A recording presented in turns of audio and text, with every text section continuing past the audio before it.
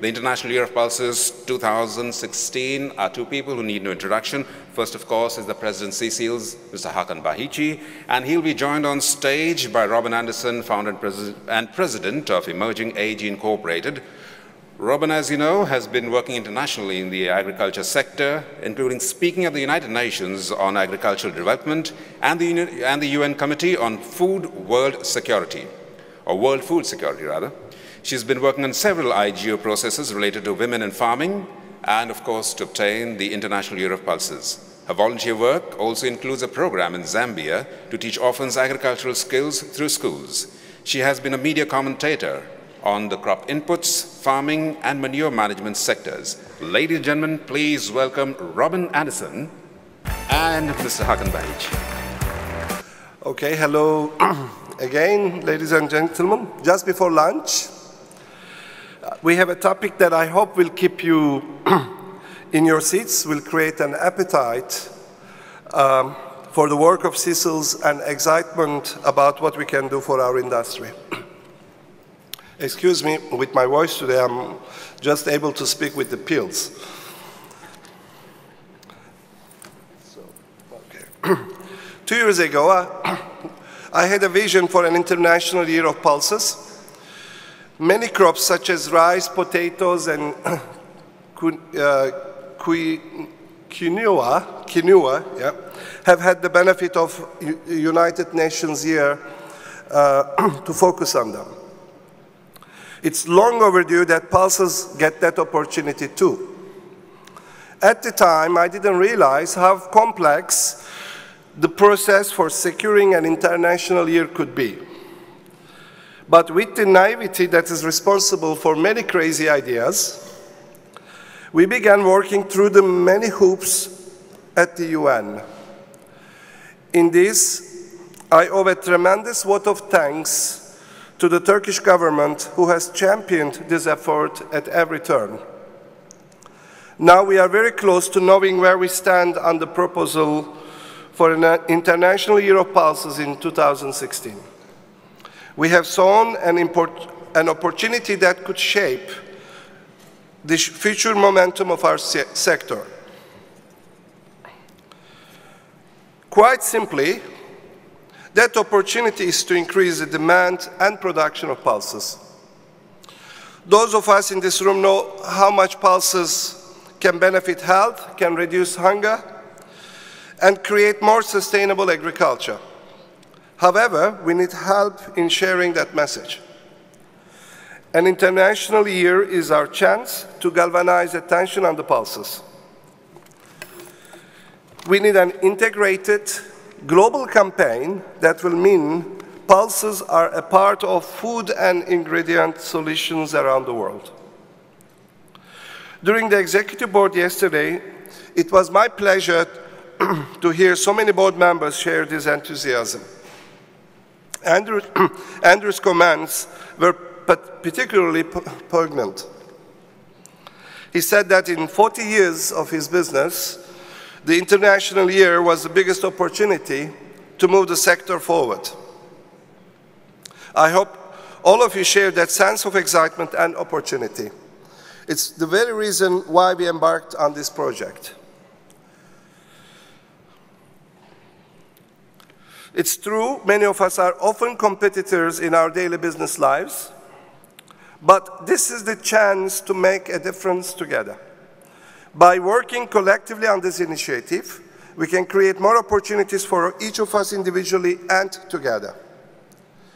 Pulses have a role to play in combating hunger, fighting poverty, improving nutrition, and addressing changing cropping conditions. We need partners to move that agenda forward. We need research institutions, agronomists, state departments, food processors, grocers, chefs, and nutritionists. We need to research consumers. We need the convening power of the UN.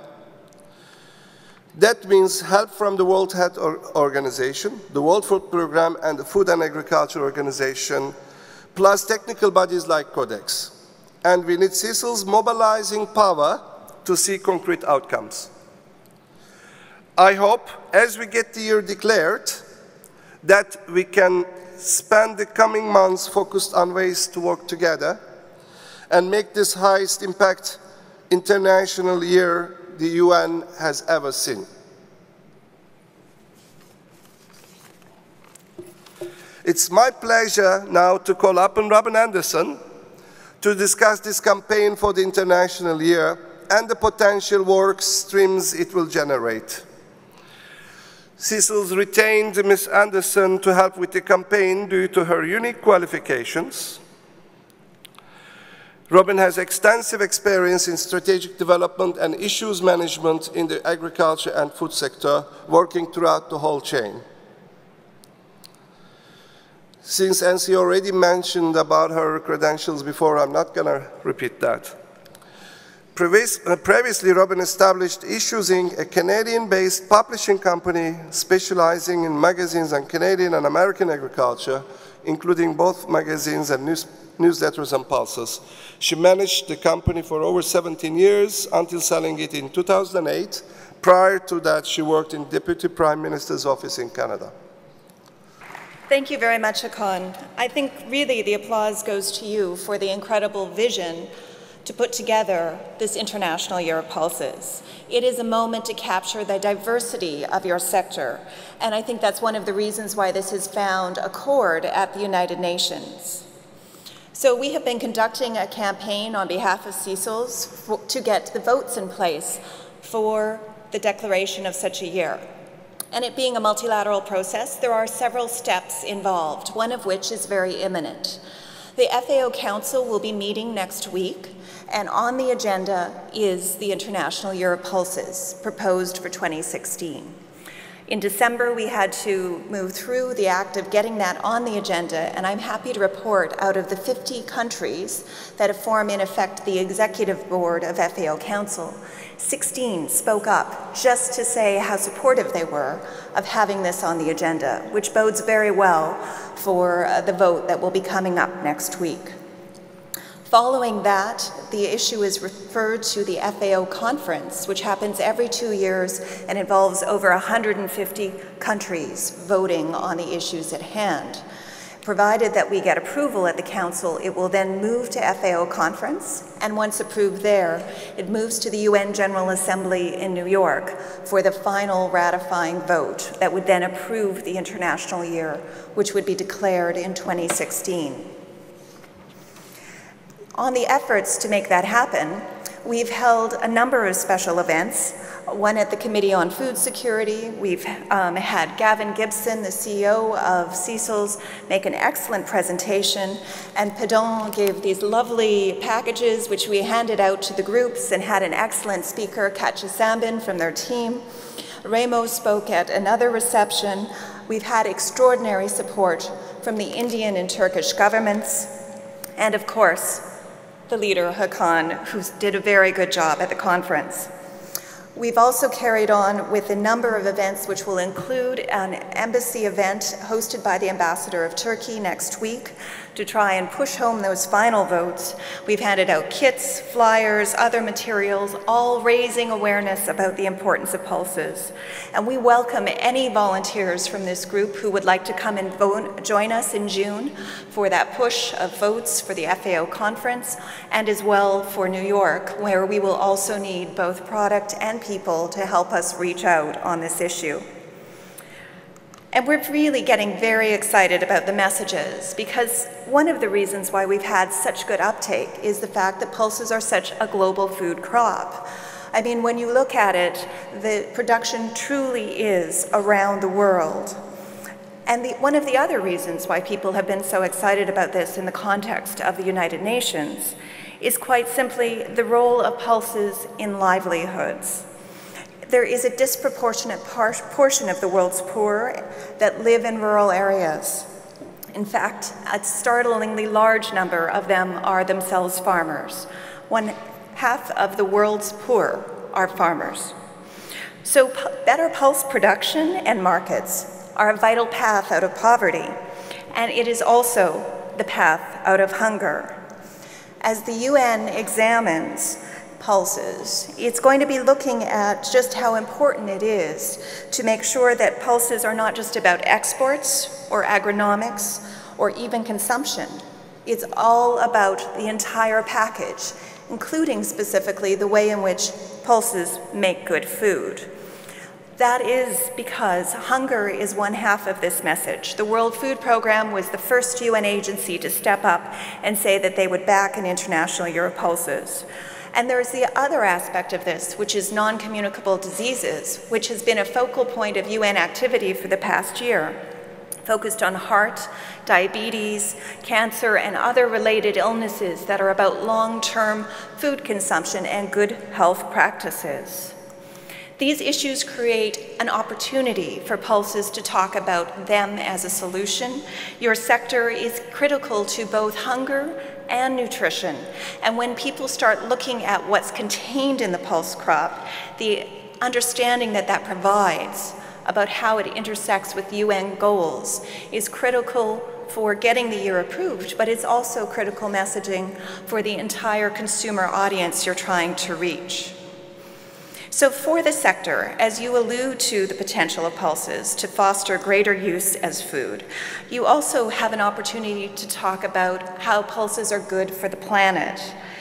It's an important moment to talk about sustainable agriculture. All of you know pulses are defined by being nitrogen fixing. And as the world is looking at the question of land degradation, the question of use of natural resources, this is an asset that you can talk about. And it's particularly timely because it's quite likely that International Year of Soils will be in 2015, immediately preceding the Pulse Year. And there's a wonderful narrative story that can run through both of those aspects.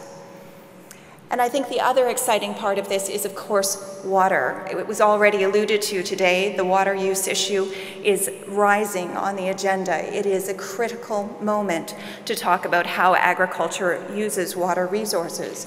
And pulses have one of the best stories in agriculture to tell. And by the same token, on greenhouse gases, because it's a nitrogen-fixing crop, because it is a low-demand crop, those particular products fit well with the general issues around climate change. But it's also important to remember pulses will be affected by climate change, and the production of them needs extra attention and extra research dollars. So with all these great messages, it's clear that there is a lot of work to do as we head toward the International Year. CICILS needs to organize its own team of activists who will be engaged in actually implementing the year. That means you'll need a committee and a council and teams of people who will get to work and think about what will happen in 2016. And that's going to take a huge time commitment because it will happen in the context of an international committee that will be made up of FAO and other UN bodies, people from probably ACARDA and ICRISAT and the global research community and farm groups and others who will be part of the total team in implementing the International Year. So now is the time to think about how you'll arrange your leadership to interact with all those groups, to make the most of what they bring to the table, and have the most to bring to the table on your part. And a critical element of that will be the national teams that you set up. In an international year, each country is expected to have an implementation team for the year. So there'll be a team in Italy, a team in the US, a team in India, etc., pulling together not only the global messages, but the unique activities in your country. And there's a great need for the CICILS members to step forward in their country and make sure that you have a leadership role in implementing that. Don't just leave it to your Department of Agriculture. We encourage you strongly to think about volunteering and being engaged in that in country. And I think it's also most exciting for you to consider that this is the moment to organize. Now is the moment to dream. As soon as we see how those votes are going, next week we'll have an indication of whether or not the year will be in place. And in the campaign to get that, a baseline was set out of activities. They include management and coordination of the international year at an international level, They include communication activities, probably the biggest single area of undertaking that will happen in the International Year. To talk about websites, to talk about inauguration events, to talk about media outreach, and people have been talking about things like cookery contests and exciting activities that will generate interest and demand for your products. And there'll be events. There's a strong interest in making use of the opportunity to have national regional events, to have a focus on nutritional benefits, perhaps to talk about dryland agriculture, where there's a very strong interest, for instance, from the Qatari national government to set up a very large foundation to focus specifically on dryland agriculture. And it will also be about research and development. There are technical issues like the MRLs that were being discussed at the top of the morning. There are priorities for emerging countries and how Africa better feeds itself, for instance. And there will also be the issues of evaluation and follow-up. But when we look at this list of activities, I think that it's really a golden opportunity for you as a sector to think about what you want to do. That might be the baseline of activity, but this is the moment of invention, where all of you can put your ideas forth, who can think about the aspirational things you would like to achieve. There have been people who've already started throwing out ideas like the equivalent of a 5-a-day campaign, not just for fruits and vegetables, but what is that equivalent for the pulse sector? And so this is the time where CICILS will begin to gather your ideas, to think about what potential funding exists out there for the benefit of the International Pulse Year. An opportunity to work with foundations like Rockefeller and Gates, with national foundations like the UAE Foundation and the Qataris, and to think about the private sector resources, not just amongst the CICILS membership, but maybe a PepsiCo or a General Mills or other actors who want to be involved in sharing the messages and solving the problems that get on with increasing pulse consumption, because it's good for you and it's good for the world. It's a very exciting project, full of opportunity. Thank you, Robin. We'd welcome questions and comments from the floor. And maybe I'll stir it up with the first question. You mentioned about fundraising, Robin. Where do you think we could get the monies from? Who could be our donors? Hakan, isn't money always the question? And nobody will probably be better at this than Hakan himself, who's already twisted the arms of several governments to actually get support for the International Year. But I think it's a question that we should all start contemplating and assembling lists of potential donors. As mentioned, I think they can come from some of the private sector actors. I think there's the importance of in-kind donations. When you as pulse companies are talking about your products, doing consumer campaigns, reaching out to food ingredient processors, there's a real chance to add on the messages around the International Year and create that global consistency of message. And that's an important value to be added, as well as working with the foundations, with country governments themselves, and a whole range of other actors from the science community too. But what kind of money are we talking about? Well, the minimum budget that was set was 1.5 million euros. So that's sort of the baseline to get engaged at the International Year level. And CICILS made a commitment for about 750,000 euro of that. The opportunity, though, I think is truly limitless. You could easily, if you got the right ideas and got ahead of this curve, I think that there's an opportunity to see 5 million, 10 million, even maybe as much as 20 million if you look at some long-term foundation arrangements brought into this sector to kickstart research and do some of the good work. Robbie, you've done great work, and we do have a little bit to go before we actually get the year approved, and I'd like you to go over maybe some key countries that we need to target and have the members in this audience approach their ministries of agriculture and their government officials to help support this cause. Fantastic question, Tim, because yes, this is not a done deal yet. And we have already been speaking today and the past few days to members from Latin America. That is a critical area for support right now. I believe the Argentinian contingent is already on it and has been given the names of the people in Rome who represent their country to do some outreach. We definitely need some solutions with regard to definitive answers from Brazil. and Colombia is also critical. We have had strong indications of support from Kenya and Ethiopia, but we will need them to be active and vocal on the floor next week during the discussions and also in the subsequent votes. So those are key issues. Tim, you've done a fantastic job getting the US on board. There's a subcontext here that Canada, the US, Australia, and the EU were anxious about the volume of money that was being spent at FAO on international years and whether or not the objective setting and the outcomes were strong enough to warrant that spending. And so one of the challenges has been that the rules have been changing about how international years get approved while we've been moving through this process. And they took a very hard stance, and the support for Pulse Year, I know, really took a lot of work from Australia, Canada, and the US to get them on board, and that had totally changed the dynamic in the quest for this year. The support from the Near East group has been fantastic, thanks to Hakan. Yeah. So those would be some of the critical players we need to reach out to. And Pakistan is our voice in the Conseil, by the way, because Turkey is not a part of the Conseil. So the voice for us has been Pakistan government with tremendous support. And I thank them really very much. Gordon? Hakan, I want to add my voice of thanks to you and to your efforts with the Turkish government, which did take the lead. It did take some other countries and the governments in other countries some time to get on board, and the lead of the Turkish government should be acknowledged.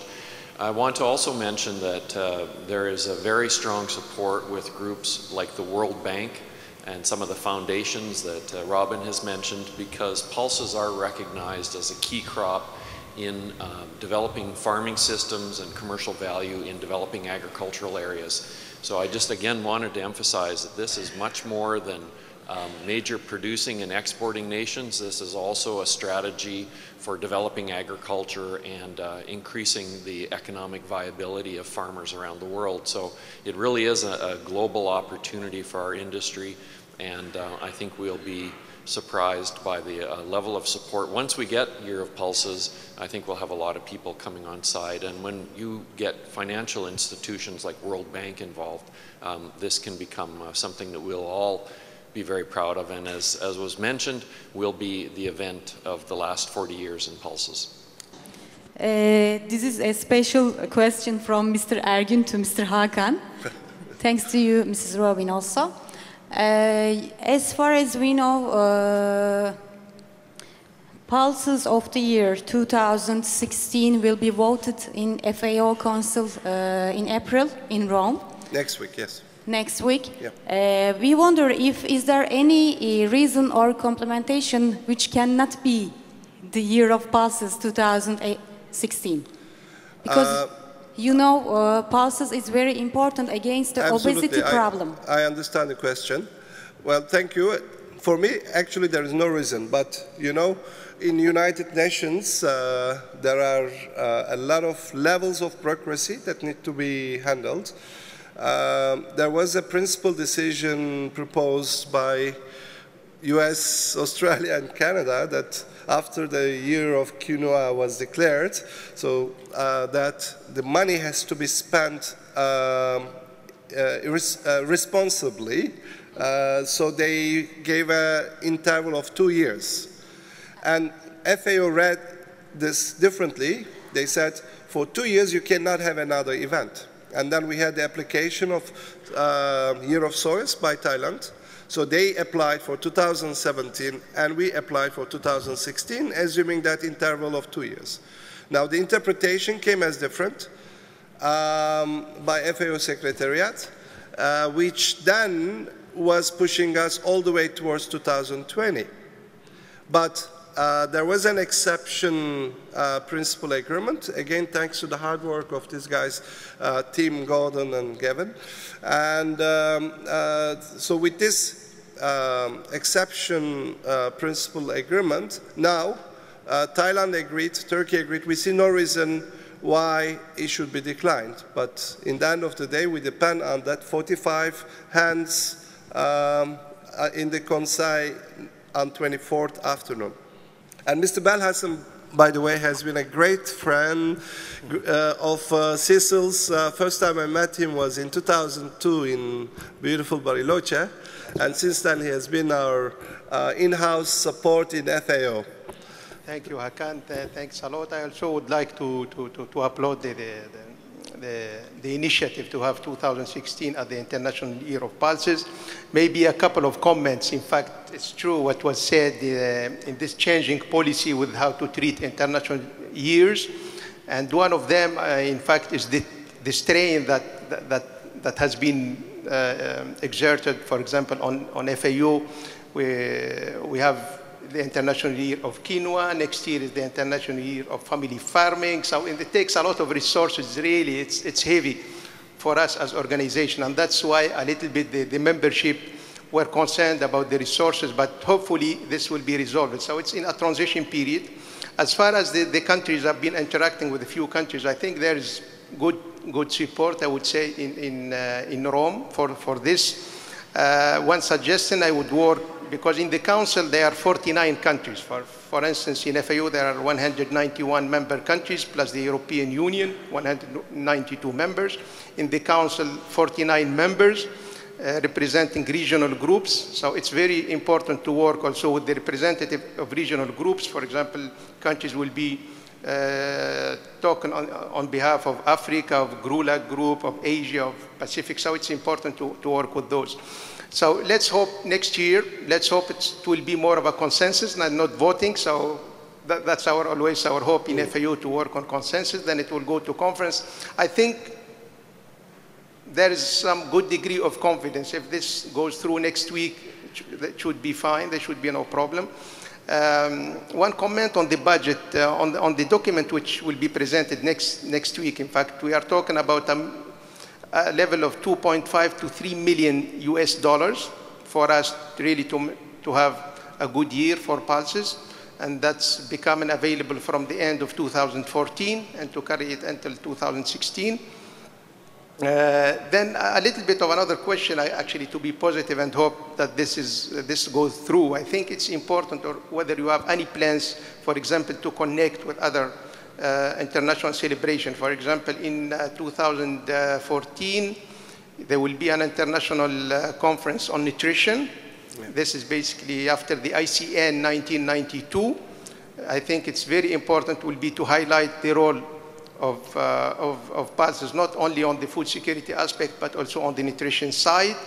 2014 is the International Year of Family Farming, and in the presentation you rightly mentioned the importance of pulses also for small farmers and for low-income countries. Probably you want at least to be present, or to have some presence there. So this just some suggestion. But again, thanks, and of course, if everything goes fine, you can count on FAO for this support and to make it all a successful year. Thanks, well, thank you, Mr. Belhassan. Just one question I have, maybe you could reply me with your experience.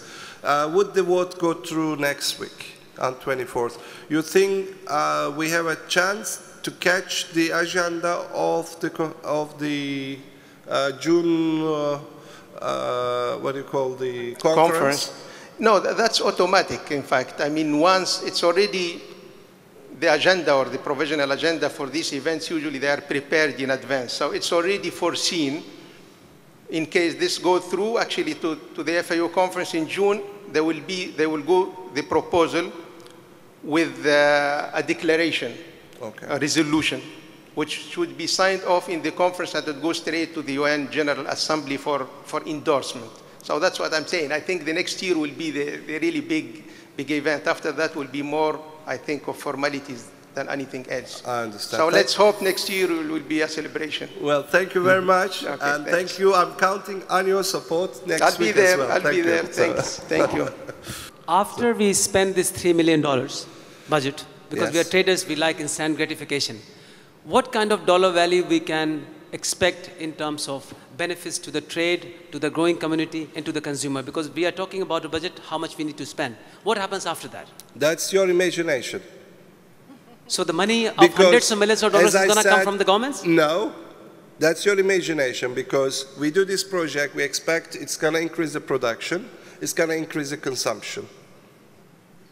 So that is how we get back to the industry. Who funds those initiatives? Who?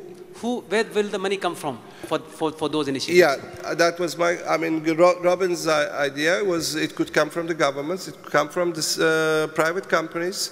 I'm sure there are many funds, foundations that would be very interested in terms of health and nutrition. And, you know, if we are to name Bill and Melinda Gates, small family farming, the benefit of pulse in terms of health. So I'm not worried about finding donors. We have, of course, you know, one of the good advantage of being a president, you get rich friends like Mr. Gautam. I'm sure the Dubai government will cut a nice check as well. If I could just add to that, I think the question about objectives, though, and one of the challenges with the international year approval process is you have to get a certain way down the path in the approval to be then able to turn your head to actually implementing. And one of the first challenges for that new international committee will be to agree on objectives.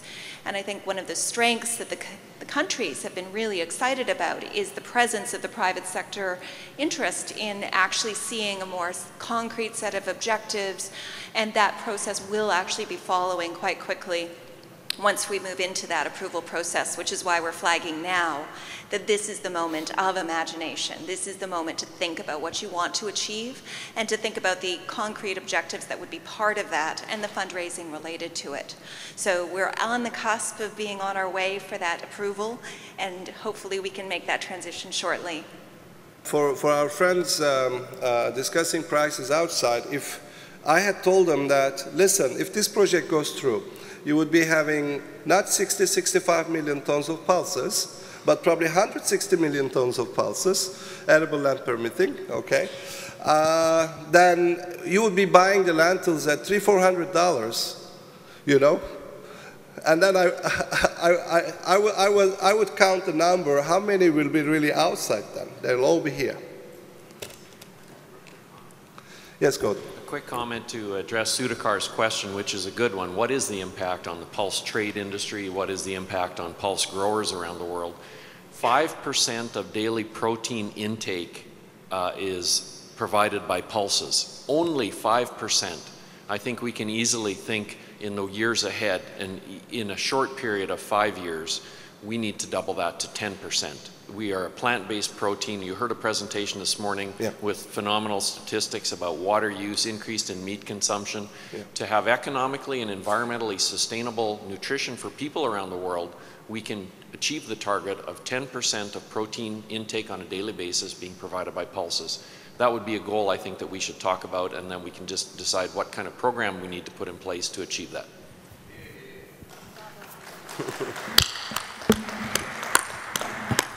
Thank you, Gordon. Yes, we have a question there. Hello, everyone. For a moment, everyone is talking about pulses trading and the importance of the 2016. But my question is this: the world's greatest problem is now obesity, and pulses is seen to a solution for defeating obesity. But the rate of obesity has been increasing day by day. So, especially the child obesity is increasing. What is the possible solutions for you thinking about how to defeat or how to decrease the rate of obesity with pulses consumption? Well, your article was very good on this one. Thank you very much. I read it. I found it really very useful. I'm not a technical person to reply that, but the pulse benefits are for all. I mean, starting from very young age, I think this is, again, an opportunity for the international year to create global awareness at that level. Will have certainly a good impact on obesity and heart diseases. I think the challenge is always, when you're talking about obesity, there is a certain challenge in capturing the choices that people are making in households. We know that pulses are part of a healthy diet, and there's an opportunity to talk about that in the context of child obesity. But there's another side of this, which is childhood stunting, and the fact that there are children in this world who are not receiving enough protein to develop properly. There is a campaign that's been launched about the first 1,000 days of life that starts with pregnant women and making sure they're getting good nutrition while they're carrying the child and the first 2 years of that child's life. And you have to think of the role of pulses in providing certain key micronutrients as well as protein to address those issues. And the challenge with stunting, even more than obesity, is that once done, the damage cannot be undone. So both of them are critical, and it applies to children and it applies to adults, that both sides of this hunger coin and the obesity and overeating coin have to be addressed. Under and over nutrition will be part, I think, of the International Year of Pulses. Yeah. Thank you. Thank you. Okay, I'm closing the session. Thank you very much for all of you. We are here the next day or two. Any question, please feel free to Robin. Robin, unfortunately, is leaving today. So I'll be around. Any information you may need, please feel free to ask me. Thank you very much.